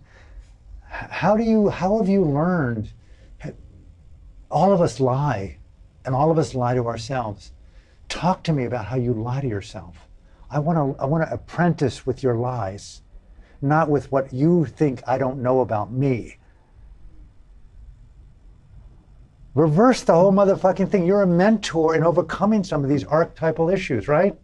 Why is that so provocative? It's not provocative. It's just that it's sort of virginal to the landscape of commerciality, capitalism, and patriarchy, and what the world considers authority. I've already worked through it. I went through my dysfunction and my denial when I was in Peru, and the group of shamans looked at me and said, "You don't have shit under your belt, dude. And you brought all these people down here at lots of profit on our back, and you don't have a fucking clue about who you are. Step aside, go into the closet and purge your lies." I purged. I'm going back now, write a bestseller. I purged. I'm free of all my deception. I'm an expert now that I've gone into the closet for a weekend and made all the money on the back of all these people. That's not training. That's not the real McCoy. I don't know who I'm talking about, but maybe that's everyone.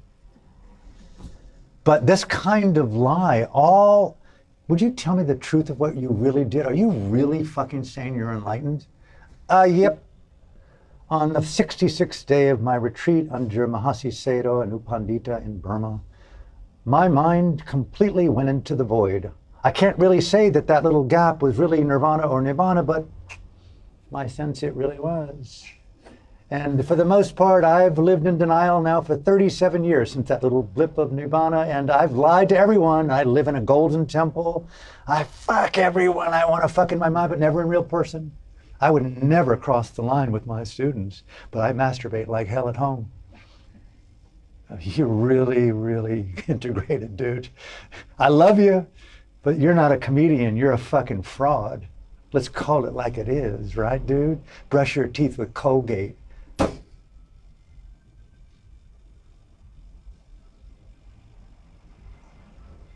I'm not calling out anyone. I'm just saying we got to call out ourselves, and that's the gift of what I saw among teachers in Burma was like, you're your teacher, dude. You want to live in the hole of denial? Go for it. You want to live in self-deception? Go into your room and live in the closet of your own pretense. But don't come to me talking about you've overcome your ego with your enlightenment experience back when you were 10. You wanted to be honest with me? You want to be honest with yourself? You've asked me what I think about your attainments? B-O-G-U-S. Sing with me. Bogus, I'm bogus. I've empowered my bogus to the point. I'm bogus, I'm bogus. Imagine if a teacher you paid $10,000 to, like this fucking fraud in LA at the Albert Einstein University, he said, guess what, you psychiatrists, all you people who make the loot on people, I just pull the wool over your eyes purposely to basically say that you're not bogus, but you really aren't ultimately looking carefully enough at that which you are in denial of. We all are imperfect. And the way to overcome that for me is to ask from others, have the love for me, please, to help me understand what I don't see in myself. You ask about women? You know, I don't know how else to say it, but if I'm going to be in some form of intimate rapport with a woman, it's what don't I see in myself? And please, would you have the courageous gift? I know I'm not going to like it. I know I'm going to reject the motherfucking shit out of you. But however, I'll show my bright, shining openness by saying, at least, please write a note to me and help me understand what I don't see in myself on the terms of being a better person. Let's start there. And if we have a moderate dose and safety and it's intelligent, man, it's like, thank you for the fucking gift. Thank you for the gift. It was so rare in Burma to find those moments of trust with your teacher where you actually cried with joy that they were willing to say what they saw. It was only when they weren't willing to really say what they saw that you felt, God damn it, what am I not seeing in myself to feel open enough and vulnerable enough and safe enough and truthful enough? Is he just making a pressure cooker out of me? And they don't have expectations of being taught on the terms of when you think the teaching needs to be given. That's intimacy, right? And you go, and as soon as you begin to relax, all of a sudden he's talking to her, and he is talking to her in such a way that you swear he's talking to you. And you go, whoa, is that skillful? And later on, I learned when I was in these so-called semi-emergent teacher, not trainings, but emergence at the possibility of being a little bit more than what I was. That's one of their most skillful mechanisms, is to teach indirectly. You don't cut bamboo down by slamming it face on. You take it from the side, they said. And a lot of us egoic Americans need to take it from the side. And that's one of the hardest things to hear from all of us is, I just don't have this safety inside to be vulnerable and open, and to come out of the costume, the cognitive costume of armor, pretense, that kind of shit.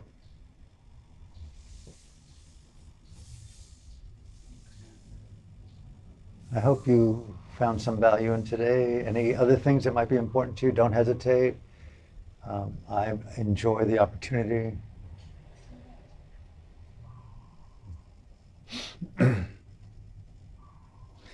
And I will close with this, that so much of these Buddhist texts, as I understand them, were about this. This is an edge for me, and I think in the conversation globally, it's the study of literary reality. I can recite a quote or a poem or a comedic riff, but how to feel I would call it the infinite resonant intelligence of felt meaning of the word, the phrase, the riff.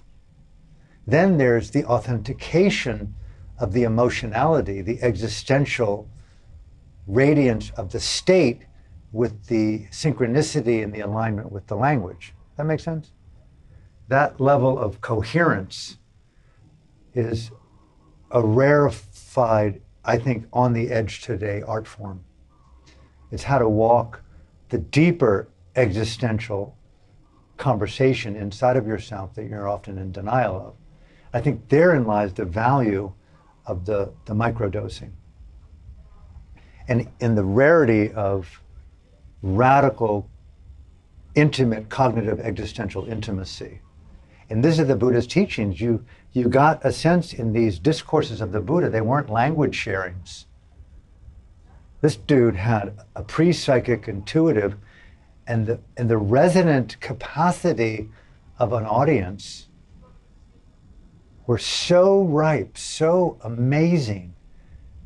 They weren't inferior creatures. They were sitting on infinite levels of transformational wisdom. And I think to digress here, a lot of people that I meet in life, they're not less than teachers. They're actually more than teachers.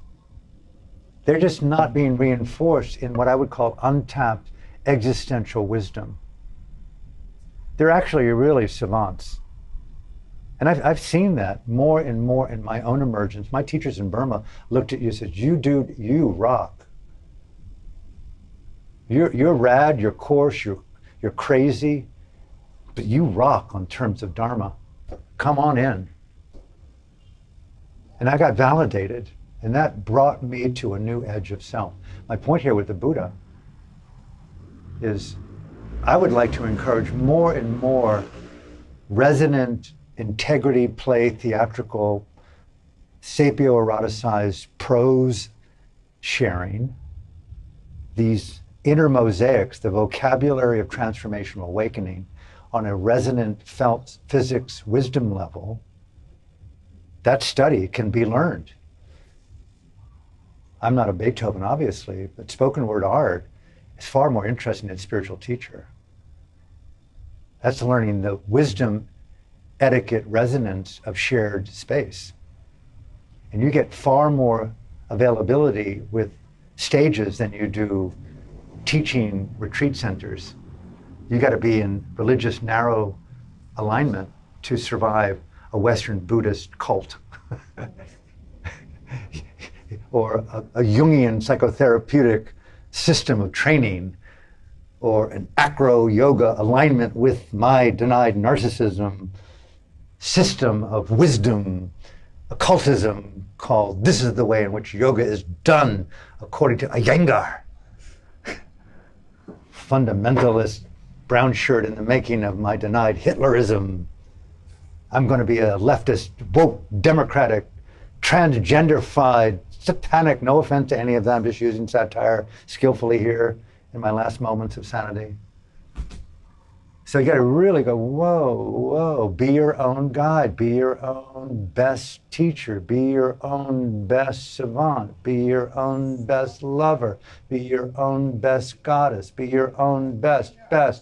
Take it off the payment scale, be my own best. That would be, for me, a self-therapeutic riff. I'd watch that and go, what are you really saying, Alan? I'd take notes. I spent a week of notes on my self-therapy, just to show that I walk my talk a little bit, not much, but a little bit. And that's just this week. I'm obsessive crazy. Exactly. I mean, because you got to really dive into be at the best kept secret, and people don't know how to do it on their own. Well, do you have a list of really good self-therapy? Absolutely. You join the Sunday thing for 2 hours, you'll get the download. This is my personal, I don't share it. I don't share anything personal. I don't tell more than 2% of my personal mind. I'm interested in the ways in which you inquire, self-inquiry. Okay. The ways in which you engage with yourself in a self-inquiry. Well, no offense. Can you afford $300 an hour? I'll be happy to give you 1% of it. 10% at $10,000. $100,000 the whole download. How deep do you want it, Jasmine? No offense. For you, it'll be offered freely, because I'm really a believer that don't charge for anything. And I thank Meg at Yoga Barn and Colleen for allowing me to basically go on about offering it freely. I just feel that that's something in my integrity right now that's very important, so that I hold myself accountable to living simply. I don't even, ask for donations, except for right now, please load me up with at least a couple of million so that I can bring in and give it to people, help bring a message to the world before there's no world to give a message to. Yes, on my website under support, you can support me. I hardly ever say that. We take PayPal. I would love to see big whale dive in with 100 Bitcoin. That would be so rad. I promise to use it wisely. So I'd be happy to share with you, Esmond.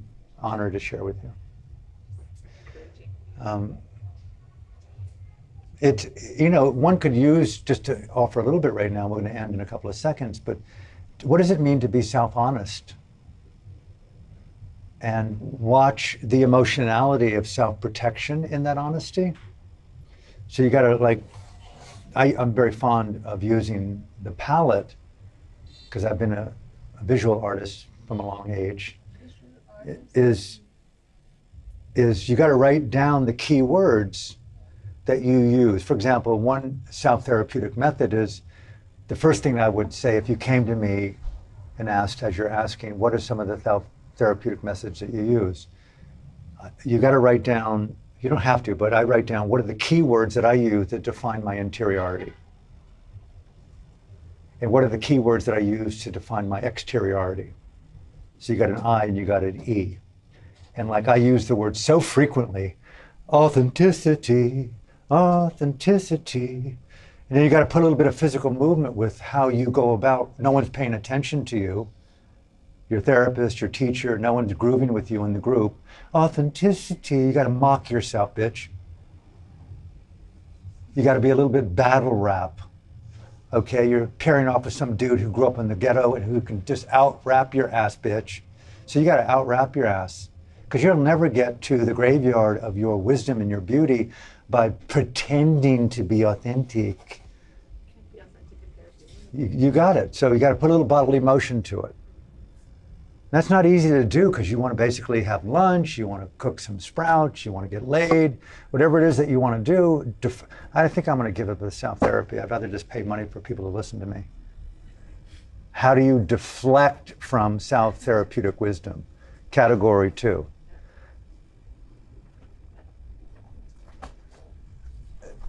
What do I do with my spare loot? I bought another notebook yesterday. Look, brand new. Yet again, just what you need, Alan. More notes. Buy yourself a notebook.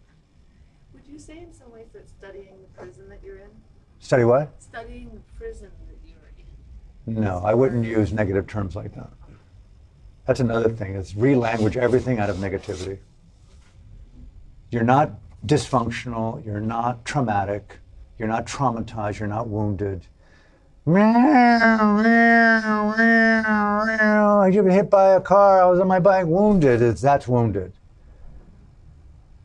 Okay? People who've been gang raped, that's fucking rad, man. People who've seen murder, rad. People who lost a child, rad. People who've been women who wanted to get pregnant, can't get pregnant. That's rad, but you don't need to call it trauma. Yes, that's conventional labeling. Re-language everything to be what? What is a word that I want to use there? It fucking hurts beyond comparison, but take it out on God. Okay, so re-language everything. So not prison, no prisoning. Take the chains off every label that you identify with. Take ugly off your presence. Look into the mirror of your self-therapy and go, I refuse to participate in culturalisms. I am not going to buy apartheid on my fucking face, my tits, my cellulite, my nipples, my lack of anything. I am not in lack. Yes, I can improve. I will improve. I'm going to really face reality as it really is. Okay, so that's the answer to my question. If that's a natural word, write it down. Prison, I'm imprisoned, I'm unable, I'm dysfunctional, I'm traumatized. Write them down. Get real, get rad. And then these are progressive steps over many months, though. The self-therapeutic thing I've developed, Jasmine, over 45 years. If we were to hang out every day for a year, you wouldn't get the full of it. Because it's really a language, it's an art form that uniquely, you never get competent in it until you're fully enlightened. But you definitely will take it off of other. But would I pay for a psychiatrist? Yes. If I had the money, if I could find a psychiatrist who would listen, and I felt that she could really sit with me on Zoom or in person, I would definitely go there. Yeah. But I don't know that I would last long. I do have one psychiatrist friend, Krishnananda in Santa Fe, who I listen to very carefully. My friend Mitch in Boston, psychotherapist, I listen to. My friend Janine, clinical psychologist. I listen to very carefully. Because there are some experts on archetypal energies that come through, particularly for women. Oh, absolutely. I don't have enough knowledge on based on just reading through reading books. So. Oh, that's a different question than you were asking about self-therapy. Well, no, it's just pointing to what you just spoke to, which is that it's okay to outsource. It's okay to outsource. Only you can answer that. I think I need to. Only you can answer the value of what you do and what you can afford and the benefit of that cost-risk ratio. And that's not for anyone to decide. That's the whole Kalama thing. How do I understand what's truthful for me? You know, you got to really examine carefully what the need is. Yes, of course, when a car breaks down, you want to get it fixed unless you're a car mechanic. I go to the dentist because I can't be a dentist. But there are a lot of people I know who can't afford dentists or who are imprisoned and their teeth were kicked out. And, you know, there are a lot of people who are being, you know, massacred right now who have no recourse to any authority other than other revolutionaries. So I don't know what you can do, what one can do. But I personally would, to answer that is, what is the value of what I'm doing? What does an archetypal discovery mean to my well-being, and what are my priorities in my life? Those are the things that I would ask, the cost-risk ratio. And what are my aspirations? But if someone were to ask me, am I using my time wisely, is a deeper question. That's really what you're asking, as I hear it. Not so much the efficacy of archetypal theory. Am I using my time wisely? Otherwise, you wouldn't ask the question. There'd be no ambiguity about that. For me, that was reflecting back as an honest friend. You've got some ambiguity about that. But so the question becomes how to empower that question. How am I using my time wisely? And can I use my time in conjunction with that even more wisely? That, to me, is coming out of the prison of self-doubt. And that will highlight the wisdom of what we're doing or the light, unnecessary equation. And a lot of people are living underneath the denied passion skill set of untapped creativity as vehicle for spiritual, psychological, existential salvation. Just not even so much art, but how well do they walk? Their swag is a far better wisdom sometimes than going on about my inability in my relationship. How well do you walk? How well do you do? Am I dressing? Do I own my nipples and breast and yoni the way it is? My dick? Do I use my voice in honest ways? I don't say ask these questions, but I say ask them. Am I writing the book that I'm in denial of writing, that I've always wanted to write, that I'm not writing because I'm not asking the questions, that I really have something to say? I don't feel that I have something to say. I've got to learn more about archetypal therapy before I actually feel that I need to say something. But what jump over hurdles, get deeper and deeper into urgent, on-firedness. Otherwise, it's easy to be a victim on the beach of suntanning when the tsunami takes you down. Next thing you know, you're, whoa, really? I've got some kind of thing that inhibited my well-being. My best friend, we were monks together, I'll end with this. He was a rad monk, a rad guy. And we had conversations like this. And he had a family. I actually introduced him to his wife that they married. And he became a professor at Kyoto University for a long time, making quite a bit of money being an English professor. And then he had the aspiration to, he really loved music. And he and his wife and his daughter, they lived in Byron Bay. And I would go to Byron Bay all the time from way back. And it's a super interesting town, it used to be. And so he was skilled in music. And I said, Tom, why don't do a fucking, you and I talk music all the time. Go DJ, man. Do talk show DJ. Got a playlist together. Next thing you know, talk to the Bay FM. Took him right on. Because he was rad and nimble enough from LA, and he knew music sufficiently enough to comment on it that he was compelling. And next thing you know, he had a very top of the line DJ music talk show in a very competitive market for the Byron Bay psyche, the Mullum psyche, blah, blah, blah. It's a super hip area. But then he'd go back to Kyoto to go about making lute.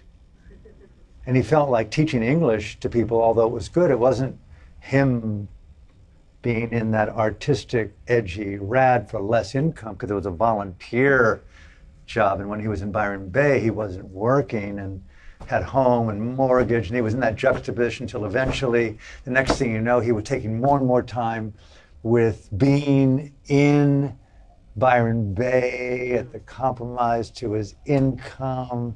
And guess what happened? He once began to lose memory of certain elementary things, and his wife said, maybe you should get tested. And they said, you've got early stage Alzheimer's. And 4 years later, he died. And I can tell you, this isn't some backhanded or upfront thing, but it taught me a big lesson. Never postpone your art, your voice, your passion for anything to do with money, with loot, expectations. And I was with him from a distance. And the things that excited him and his cognitive, it wasn't collapse, but his memory of the passion that he had for music and for sharing the truth of his voice and his dharma. As his memory receded of normal years, being a monk together, the wisdom of his insights and the sanctity of Sangha became forefront. And you could say he, in my humble estimation, he died in glory of his best, but in complete collapse of all the cultural expectations. Very big teaching. Best friend.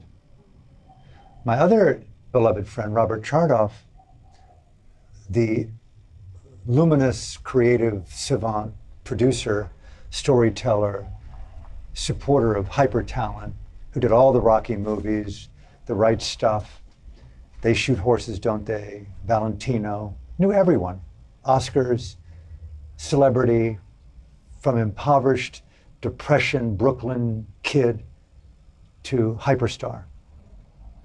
Came to my retreats in the early 80s. We became very dear friends, married he and his wife in 1990.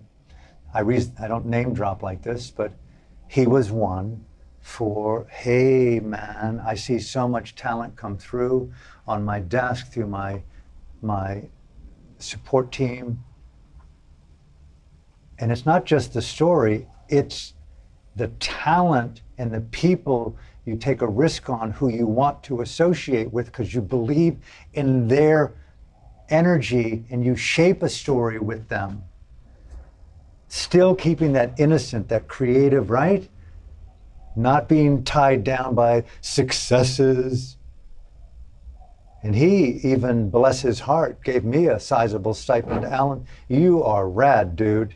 You're one of the best storytellers that I've ever come across in my 40 years in Hollywood.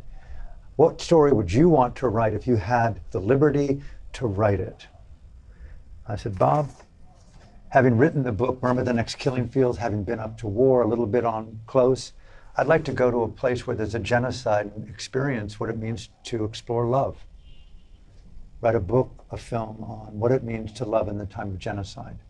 And my beloved friend, Marcia Jacobs, who was working at the United Nations during the war in Yugoslavia, got me into the country. And for nearly a year, I stopped. And I went silent. I went so beyond script writing into whoa, whoa, whoa. And so putting oneself into radical circumstances outside of cultural places of safety and boundary and success and jobs and psychedelics, and to do something rad, like take your shoes off and fucking grow broccoli and corn out of the box of your own denial and live in a yurt and go someplace called a refugee camp or a place where there's internally displaced people all along the border of Thailand and Burma today, and just go there and volunteer without your suit, without your cloak, without your job, without your clinic, and go there and give back and just go, whoa, I'm disruptive to my normalcy. I don't fucking need archetypal therapy. What I need is to come closer to the edge of urgency and giving back. And I am taking notes all day long on how I can go back home and creatively explode. And I can't say that that's true for people. I spent 3 years in deep psychotherapy with one of Marin County in San Francisco's best female psychotherapists. I spent nearly 6 years off and on with my friend Bob, who was nearly 25 years older than me, in a shared kind of MDMA-oriented psychotherapeutic context where we taped our 7-hour sessions for 5 years doing that. And I learned so much. I'm not saying abandon things, but in this type of hypersurgency today, hyper-urgency, am I living the life that I could be living, or am I at the crossroads of my denial, paralyzed by my spiritual belief systems? And I'll close with this and we can end. I really feel gifted that I have this opportunity. You know, when I was writing this book, Extinction X-Rated, which I'm filming right now, called Raw War, and I'm in a rewrite of it all, I'm determined to make the film of my dream, to confront the toxic patriarchy in the world, including my own denial of my own. But at Bob's house, he had a big, big book of New Yorker cartoons, and I opened it one day and I found a cartoon there where you see this man at a crossroads, and there's 2 signs, and one says, the life I could have led, and the other sign that says, the life I'll lead. And this man is poised in the middle in hyper ambiguity about which road to take. The life I could have led in the life I'll lead. And you can just see yourself there, and you're doing a static dance there, okay? No offense. You're purging, yet again, of the indecision to really make the choice of the road I need to go down and abandon one career for the next. And I've got to keep my digital nomadic job, and I've got to keep my persona. And if I don't go down that road, I'll never live my dream. And how the fuck can I get to this truth? Paralyzed in the NOW. The now has been powered people to be paralyzed in stillness as priority over preference and wisdom choices. You'll see the truth more clearly when you're here. Not really. You got to talk the now out of being now as a way of empowering coma and paralysis and get with discomfort. I'm so fucking pissed off in the now. Stillness is not the answer. The best kept secret of the soul is the beauty of radical existential fucking uncertainty and angst, right? It's been marginalized, it's been criminalized to the point it has become an illness to feel out of step with the lockstep of capitalism and culture and loot, all the behaviors, all the ways in which we do life to live in conformity. And I can't say what that looks like, but you have to ask yourself, am I at a crossroads in fucking what life do I really want before there's no life to live? Society right now is up against our lives. I'm not really at the cutting edge because I've got certain things going on where I can't spend the kind of time I need to. But now that I'm researching this film and I'm determined to film it, I'm putting a lot of time into Twitter and friends and conversations and investigative journalism again. Whoa, I could see the revolution in Burma coming. I could see the totalitarian takeover coming, but I've never seen something so clearly. And I'm not stating things that are so obvious. It's more obvious to people. The war is on, and I'm a peaceful activist. I'm not saying take up weapons, but boy, I can tell you a lot of people are. It is happening so rapidly. I feel no faith, no certainty. People are all over the world that I know that are very close friends are in the same boat, but they're going to rise up. But I'll tell you, they're coming after us. Even this talk today, it runs the risk of high censorship, for God's sake. My algorithms have gone down by 20 since I've been talking about these things in the last 2 weeks, just to test. I put up Naomi Wolf's Substack. It almost got no likes. I normally would get 200 to 300, 400. Robert Kennedy's things have one person dared like. And I say these things, almost no one is paying attention because I'm on a wrong platform. And I'm having to make a leap over to Twitter. And I'm soon to be doing it. I was banned for a year because I broadcast Bobby Kennedy's book on YouTube. Just a book that Amazon sells. And the head of Google, talking about the fears of AI, has the fucking audacity to do that to a genius politician who wants to save the world while you're telling us we should be fucking concerned about AI? Talk about speaking out of both sides of your mouth. And we let people get away with that? It's like, my daughter would never hold me in sacred respect if I didn't speak up. Got to be accountable to someone inside of yourself. That's one of the hardest things in our mirroring with each other. I'm going to be the uncomfortable lover of telling you beautiful things about yourself, not uncomfortable truths. People do not want to let go of their suffering. I saw that in meditation circles. God damn it. I'm not beautiful, Alan. I am not wise. I need to suffer more.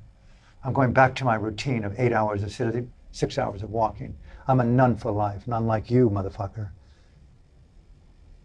Justified, justified, justified. It's amazing to me how vilified people can become by simply being a lover of freedom. Look at my friend Aung San Suu Kyi. It breaks my fucking heart. But now that I've overcome a broken heart, might die of it, rise up, dude. Collective global witch burning by the corporate patriarchal pigs called the New York Times, CNN, BBC, and all the rest of those fucking corporate people that have been sold out by big pharma, big guns, and big lies.